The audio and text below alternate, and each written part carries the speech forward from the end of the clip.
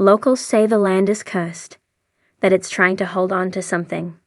From Aztec treasure to caverns of gold and silver to lost Mormon mines, legends surround Duane Ollinger's 160-acre ranch in Uinta Basin. But Duane isn't concerned with the law. After discovering a system of 7 underground caves that run through his property, he is singularly focused on finding what's hidden in them, no matter what the cost. Sitting nearly adjacent to Skinwalker Ranch in Utah, another area notorious for paranormal sightings and other mysterious activity, Blind Frog Ranch has drawn treasure seekers for hundreds of years. Now, with his money, resources, and reputation on the line, Duane is hellbent on finding the truth. He's going all in and bringing on a team of people to help him: his son, Chad Ollinger, friend and retired sheriff's deputy, Charlie Snyder, and Eric Drummond, a renowned geologist who will help him map the faulted land. Duane and his crew will pull out all the stops and heavy machinery to find the treasure buried beneath Blind Frog Ranch, even if the land fights them every step of the way. Valerie Cherish is ready for one last shot at the spotlight, with HBO confirming the comeback will return for a long-awaited third and final season in 2026. Screen Australia and Dynamic Television have selected How to Kill a Client for development, a dark comedy set in the world of corporate law with a deadly twist.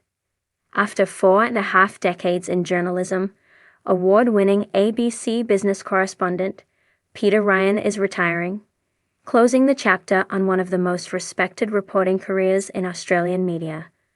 The project wrapped its 16-year run on Friday night with a final show full of laughs, heartfelt tributes, familiar faces, and a look back at its legacy. Long before Duane Ollinger ever set foot on the land, whispers of the supernatural permeated the soil. Native American tribes reportedly avoided portions of the basin, citing legends of skinwalkers, portals, and malevolent spirits that thrived after sunset. More modern reports have included sightings of strange lights in the sky, sudden bursts of radiation, disembodied voices, and disturbing changes in animal behavior. The documentary takes viewers on a historical journey, back through faded maps, archived diaries, and Navajo oral traditions, to suggest that the land's curse may be more than a myth. According to one featured anthropologist, the area may have once been considered a no-go zone by ancient tribes who believed the land held unnatural power. Through stunning aerial footage and grainy night vision reels, the production captures the eerie beauty of Blind Frog Ranch. Its fog-draped cliffs and stagnant waters exude a palpable tension, as if something underneath is waiting to be unearthed. A scientific mystery or a supernatural storm? A significant portion of the new documentary is devoted to attempting to quantify the so-called curse. Geologists, physicists, and forensic chemists are brought in to examine anomalies found around the ranch. One startling discovery includes a cavern filled with a mineral compound not found anywhere else in Utah, an element with strange magnetic properties and the ability to interfere with electronic equipment. Repeated malfunctions of GPS systems, drone crashes, and electromagnetic interference lead one tech specialist to describe the ranch as an electromagnetic Bermuda Triangle. These glitches are presented not as isolated tech failures, but as part of a greater pattern of disruption that seems to originate from the land itself. The investigative team also uncovers elevated levels of radon gas and naturally occurring heavy metals that seep from underground chambers. The environmental toxicity offers a chilling possibility. Perhaps those who spend too much time on the land are not only spiritually vulnerable, but physically altered by its atmosphere. The Tunnels Expando documentary on Blind Frog Ranch would be complete without a descent into its infamous underground tunnel system, a labyrinth of natural and man-made passages that defy logical mapping. Viewers follow Duane and his son Chad as they explore new forks in the tunnels, encountering narrow passageways that appear to have been carved by tools unknown to modern man. One segment focuses on a chamber where the walls are covered in black soot and claw-like marks. Geologists suggest it may have experienced a fire centuries ago, but there is no evidence of oxygen levels high enough to sustain such a blaze. Infrared scans show a sublayer of voids beneath the chamber floor, and a team begins drilling down. What they extract stuns the crew. Fragments of carved obsidian, shaped into primitive blades, and what appears to be an amulet bearing symbols that don't match any known indigenous or colonial language. Experts speculate connections possibly pre-Columbian, though the presence of such items in the Uinta Basin only deepens the enigma. The coast strikes again while some members of the Olinga team remain skeptics. Others begin to fall under the spell of the land, sometimes with grave consequences.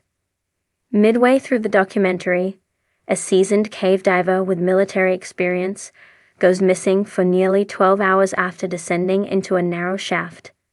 When he is finally found, shaken and disoriented, he cannot recall how he got separated or what he saw.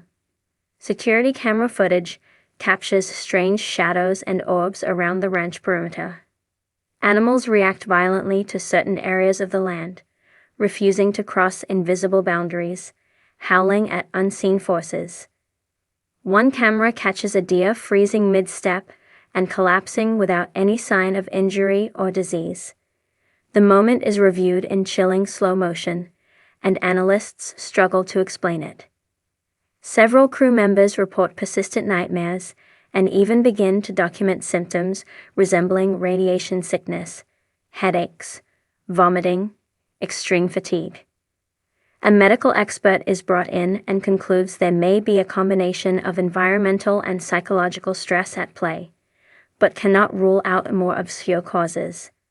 A secret under the surface climax of the documentary centers around a cavern that had previously been deemed too dangerous to explore. After reinforcing the structure with state-of-the-art equipment, the team ventures further in than ever before. There, beneath layers of sediment and rock, they discover what appears to be a collapsed ceremonial chamber. Inside the chamber are petrified wooden beams arranged in a circular formation and sealed clay pots buried in the ground. One is carefully exhumed and opened to reveal a series of carved animal bones and blackened stones, a ritual object, a burial offering. The implications are haunting. A religious studies scholar is brought in to examine the artifacts and concludes they resemble items used in ancient protection rites. Rather than burying treasure, the people who once lived on this land may have been trying to bury something far more sinister and to keep it sealed away. Final revelations and unanswered questions. As the documentary draws to a close, the narrative does not provide easy answers. Instead, it emphasizes the complexity and multi-layered nature of Blind Frog Ranch. What began as a treasure hunt has morphed into a larger, darker investigation into Utah's most enigmatic stretch of wilderness. The Olingas remain undeterred. Their commitment to uncovering the truth, regardless of personal risk, forms the emotional heart of the documentary. Viewers are left with haunting images: Chad standing at the mouth of a newly revealed cavern, eyes scanning the darkness, the ranch cloaked in mist, electronic sensors blinking erratically in the background. And one final, cryptic audio recording plays over the closing credits. A low-frequency hum captured underground, one that specialists claim doesn't match any natural geological sound. A haunting invitation mystery at Blind Frog Ranch does more than chronicle treasure hunts or underground discoveries. It invites audiences to question the thin veil between science and myth, between history and the paranormal. The new season's documentary-style lens offers a broader view. one that suggests the land itself might be a relic, a prison, or a portal.